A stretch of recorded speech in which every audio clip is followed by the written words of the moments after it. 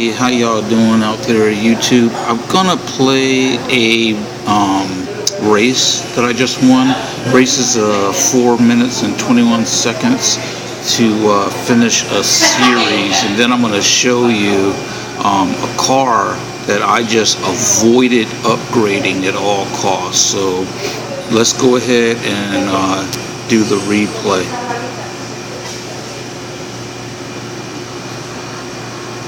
I did this race in a McLaren P1.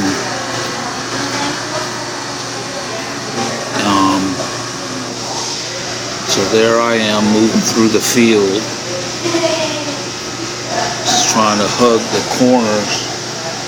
You have to deal with a lot of jammers, like 4 cars that's jamming you for almost half the race. I was able to make a pass on the outside there. And here's where I was being jammed. You can see the lead car up there. Surprisingly, the lead car gave up the race on the last lap. So here's me trying to make another outside pass, but I couldn't make it stick. Trying to come in on the inside. We're racing for the corner here.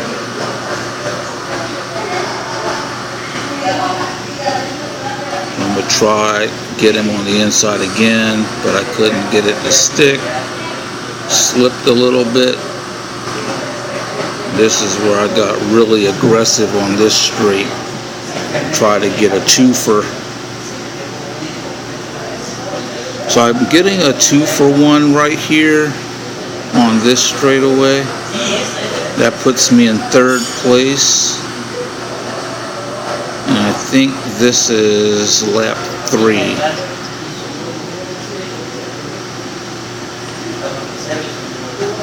So I believe that's another McLaren just ahead of me, if I'm not mistaken. I'm slipping. I don't have the brakes on during this race. I have the brake assist off, and this car is really slippery. So another car, I'm trying to set him up for an inside pass, and I bumped him and took him on the inside. Surprisingly, the Autobot didn't hit me. So here, this has got me in 2nd place. Now this is how I took over the race. Lap traffic. That's why being this close helped me during this race.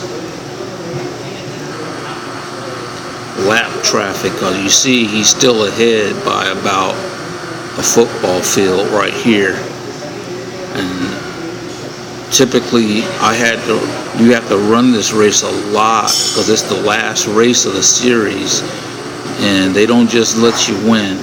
So here's him getting slowed down. The first time, I got an easy pass on a slow car, so I've cut his lead in half right here. And that lap car really slowed him down, and I was able to make that pass on the inside on lap 5. So this is lap 5, and after I passed him, the robot car gave up the race, and it was all mine.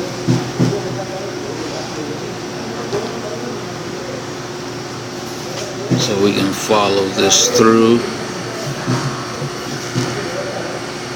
So this is a McLaren P1, and even with only, I think it had, I just got it at the rating it needed to be, which it needed to be at 84 to run this race, and I put it to 84.4, and I could have actually upgraded. So let me go ahead and knock my tablet down. I'll show you the best lap speed. I got a 41. The other McLaren that I beat had a 42. Alright, so let's go ahead and click through this. I'll put this car in service.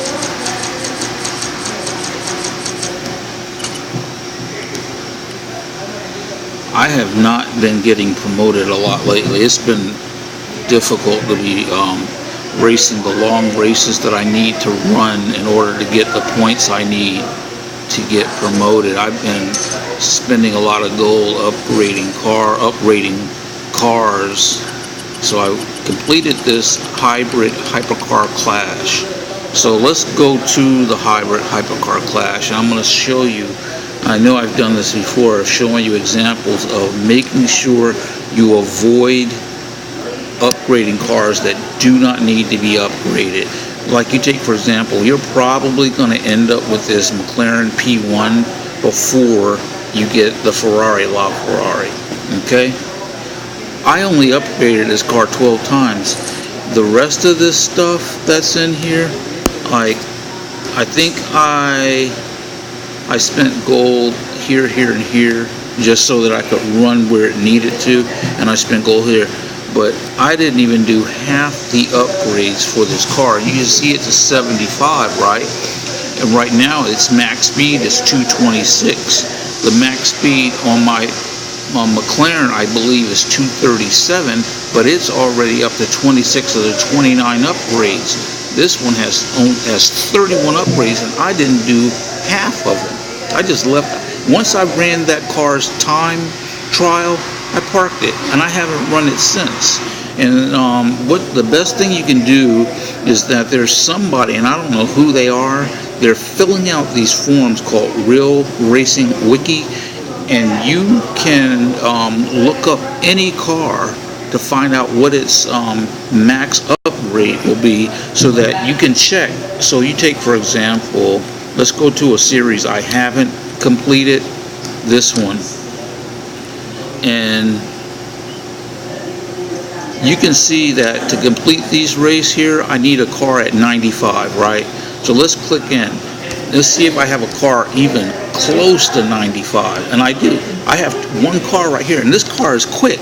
This Porsche is very quick, and I've beaten this Toyota with this car.